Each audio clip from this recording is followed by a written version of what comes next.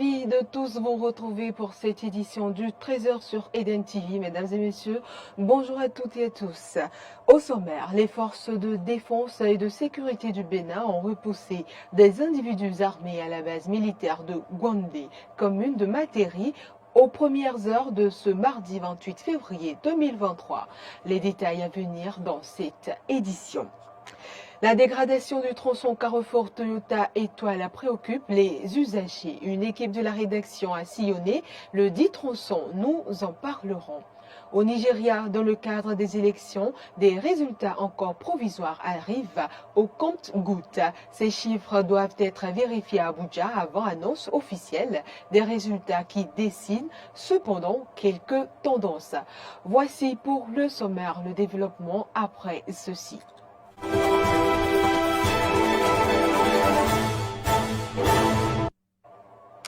Merci de votre attention. Échange de tirs entre l'armée béninoise et des individus armés. Les forces de défense et de sécurité du Bénin ont repoussé des individus armés à la base militaire de Gwandé, commune de Materi, aux premières heures de ce mardi entre 2h et 5h.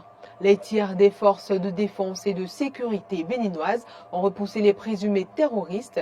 Pour l'heure, aucune information officielle n'a été donnée sur l'attaque ni sur le bilan de la riposte de l'armée béninoise.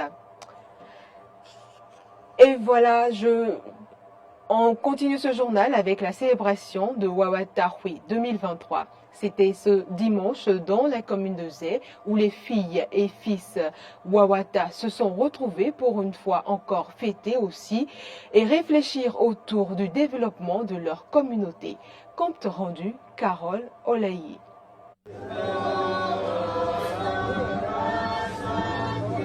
Eh oui, ces fils et filles de Wawata rendent grâce et gloire à Dieu le Père Tout-Puissant pour ses bienfaits de tous les jours. Grand moment de retrouvailles marqué par la célébration de l'Eucharistie, une messe d'action de grâce au cours de laquelle le prêtre a invité les populations à l'amour, à la fraternité, comme le veulent les saintes écritures. Pourquoi se faire la guerre?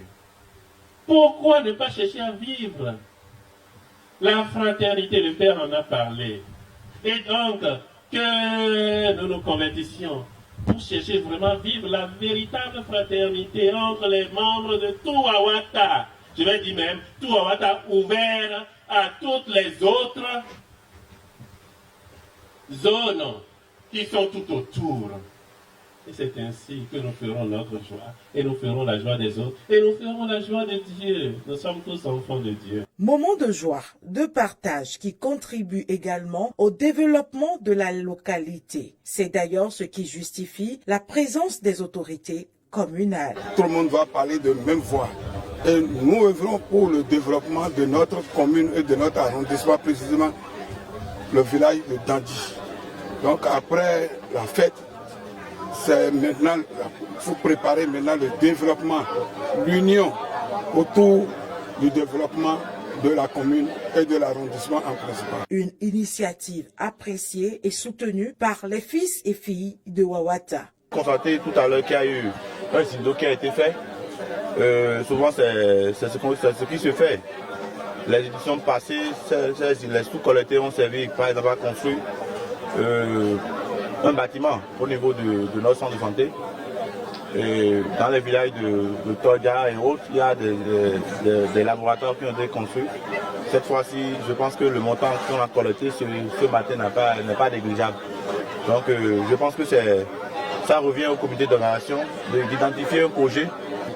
Par rapport à la cotisation, c'est pour réaliser une œuvre sociale, ici même, dans le village qui a accueilli les manifestations.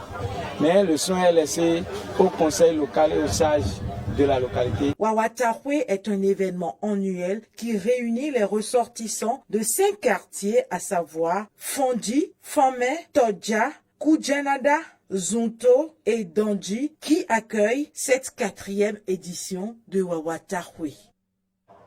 Notre brève à présent, accusé de tentative de bourrage d'urne dans le cadre des législatives de janvier 2023, le chef d'arrondissement de Banté, Moussa Ogou, condamné. Des semaines après les législatives du 8 janvier 2023, les personnes ayant violé le code électoral font les frais. Épinglé dans une affaire de tentative de bourrage d'urne et de vote parallèle, le chef d'arrondissement de Banté Moussa Ogou ainsi que 6 autres personnes ont été condamnées par le tribunal de première instance de deuxième classe de Savalou. Le CA a écopé d'une peine de 3 mois de prison ferme et 5 millions de francs CFA d'amende. Quant aux 6 autres personnes mises aux arrêts pour les mêmes chefs d'accusation, elles ont écopé de 3 mois de prison ferme et d'1 million de francs d'amende chacun. Insatisfait du jugement rendu par le tribunal, le CA et ses co-accusés ont interjecté appel. À présent, il était face au directeur général du groupe de presse ITV International et au rédacteur en chef de la télévision nationale pour répondre aux nombreuses préoccupations des Béninois. Wilfried Léandre Ngoueji, porte-parole du gouvernement, au cours de cette émission spéciale a abordé les questions des réformes dans l'enseignement. La délégation générale au contrôle et à l'éthique peut saisir le procureur de la République. On suit ici ses explications. Ne règle pas de compte. L'État ne règle pas de compte. Le rôle de l'État, c'est d'administrer la cité de façon à ce que les citoyens aient les meilleurs services, les meilleures prestations possibles, quel que soit le secteur d'activité considéré. Vu ainsi, l'avènement de la délégation au contrôle et à l'éthique se justifie pour plusieurs raisons. D'abord, si vous avez écouté le 17 février dernier, le président du Conseil national de l'éducation, il déplorait le fait que dans l'enseignement supérieur, jusque-là, il n'y ait pas eu un corps de contrôle. Alors que dans le primaire, dans le secondaire, il y en a. Quand vous allez à la justice, vous avez bien l'inspection des services judiciaires. Quand vous allez dans les ministères, vous avez des inspections générales de ministères, dans tous les ministères. L'enseignement supérieur apparaissait, je dirais, pour être positif, comme le parent pauvre du contrôle. Or, que se passe-t-il dans nos universités, publiques comme privées? En général, il y a beaucoup d'enseignants qui sont des gens bien, des gens de vertu, qui font très bien leur travail. Au plan académique, au plan éthique, au plan moral, il y en a très bien. Mais comme on dit trivialement, il n'y a pas de corps où il n'y a à redire, pour ne pas employer certaines expressions. Donc il y a aussi, à côté de ces nombreux enseignants vertueux, il y a aussi quelques-uns qui parfois peuvent amener la machine à être en panne d'efficacité. Que ce soit au plan académique ou que ce soit au plan éthique ou moral, donc la qualité globalement. Et depuis que c'est arrivé, moi j'ai entendu aussi les retours. J'ai noté un seul point de préoccupation et nous allons y revenir, mais en général, les responsables d'universités publiques comme privées, les enseignants, les étudiants, accueillent favorablement l'arrivée de cette délégation générale au contrôle et à l'éthique, qui du reste a été éprouvée ailleurs. Il y a des pays, et pas même des pays africains, il y a des pays en Occident qui l'ont expérimenté. La finalité ici, c'est quoi? C'est que nos enfants, quand ils vont à l'université, que l'on soit sûr qu'ils ont l'encadrement qu'il faut. Joseph Djogbenou annonce son retour au barreau, élu député à Cotonou lors des dernières élections législatives et actuellement président de l'Union progressiste Le Renouveau. Joseph Djogbenou souhaite renouer avec sa carrière d'avocat. L'ancien président de la Cour constitutionnelle a exercé cette profession pendant de nombreuses années avant de se tourner vers la politique. Pour cela, il a entamé une procédure auprès des membres du Conseil de l'Ordre des avocats, comme le prévoient les textes en vigueur, selon B-News. Djogbenou avait défendu les personnes les plus humbles comme les plus célèbres et est surtout connu pour avoir empêché la peine de mort réservée à Amani Tidjani au Nigeria. Joseph Djogbenou était membre du Conseil de l'Ordre des avocats du Bénin. Je l'annonçais également en titre, capitale économique du Bénin, Cotonou est l'une des villes les plus prisées au Bénin. Nonobstant, donc ce privilège ajouté à son statut de ville à statut particulier, tout est loin d'être rose à son niveau. Certains axes routiers sont toujours dégradés. C'est le cas de l'axe Carrefour Toyota Étoile Rouge. Reportage. C'est tout un calvaire pour les usagers qui empruntent la voie Carrefour Toyota Étoile Rouge. C'est tellement risqué parce qu'avec les crevasses de cette voie-là, on risque de faire des accidents. C'est dégradé par endroits.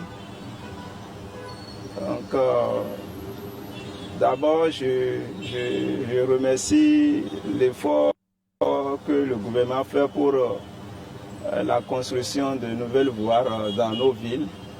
Et je les encourage à penser aussi à aménager celles-ci pour que ça puisse quand même continuer toujours à nous profiter. C'est une voie un peu impraticable. Et si vous voyez déjà les efforts que le gouvernement est en train de fournir à réparer les voies, je crois qu'il y en a encore qui sont à désirer. Et nous allons appeler seulement l'attention du gouvernement là-dessus pour que ces voies-là soient quand même réparées pour le bonheur des citoyens. Des chaussées dégradées, difficiles à emprunter. La question préoccupe. Les usagers proposent. S'il peut recharger la voie, ça nous ferait plaisir. Parce que ça va éviter d'autres drames, comme celui de Dassa. Il faut qu'il y ait un comité qui va inspecter les voies pour les petits trucs où les voies sont dégradées par endroits, pour s'occuper de les réaménager afin que nous puissions toujours bénéficier de bonnes voies comme ils sont en train de construire les nouvelles. J'implore tout simplement l'affirmation des autorités au haut niveau de revoir ces voies-là qui sont vraiment difficiles à pratiquer. Vraiment difficiles parce que ça fait partie aussi des sources d'accidents que nous enregistrons chaque jour que Dieu fait. Les autorités compétentes sont vivement interpellées afin que les peines des usagers soient soulagées.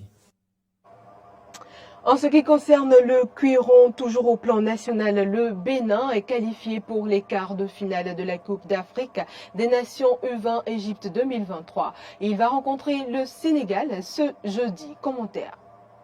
Au terme de la dernière journée des matchs de poule, le Bénin a obtenu sa qualification avec 2 points à la suite de son échec face à la Gambie. Accéder à cette étape grâce à leur statut de meilleur troisième, les Guépas juniors auront fort à faire face à l'équipe sénégalaise. Alors que le coach Mathias Degueno avait promis trouver ce qui empêchait les siens de marquer des buts, le technicien n'a pas pu résoudre l'équation face à la Gambie ce lundi avec un score de 1-0 en faveur de la Gambie. L'équipe adverse qui va rencontrer le Bénin dans les quarts de finale, les Lionceaux de la Teranga, ont eux survolé les débats dans le groupe A. Auteur de 3 victoires, les hommes de Malik Daf s'affichent comme l'un des grands favoris au sacre. C'est donc un gros défi pour le Bénin qui a quand même du potentiel mais peine à s'imposer. Il va falloir cette fois-ci trouver la clé car il n'y aura plus de calcul à faire. À noter que le match Sénégal-Bénin est prévu pour ce jeudi au stade international du Caire en Égypte à partir de 15h GMT. Actualité cette fois-ci en dehors du Bénin. Les dépouillements se sont achevés ce dimanche soir en ce qui concerne les élections au Nigeria. Le nom du futur président sera connu ce mardi, promet le président de l'INEC. Le point avec Grace Avalibé. Au petit matin de ce mardi 28 février 2023, la Commission électorale nationale indépendante du Nigeria a publié en direct les tendances des élections générales au Nigeria. Bola Tinubu vient en tête avec 44,7%, Atiku Abubakar 32,77%, Peter Obi 17,6%. Alors que la commission électorale a confirmé hier l'avance de Peter Obi à Lagos, celui-ci a engrangé 10 000 voix d'avance sur son adversaire, le candidat du parti majoritaire, a affirmé hier la commission électorale indépendante du Nigeria. Un chiffre symbolique mais qui veut dire beaucoup pour la jeunesse nigériane puisqu'il a permis au candidat du parti travailliste de défoncer l'ancien gouverneur de Lagos repose sur ces terres. Ces chiffres ne représentent pas grand-chose pour le moment, mais ils commencent déjà à être contestés par l'opposition, à la fois par le Parti travailliste et par le Parti démocratique populaire qui dénonce de plus en plus vivement des manipulations. Pour rappel, les élections générales au Nigeria ont eu lieu le 25 février dernier. Et un nouveau président devra succéder à Muhammadu Buhari qui était au pouvoir depuis 2015. Ainsi se referme cette édition, mesdames et messieurs. Merci de l'avoir suivi.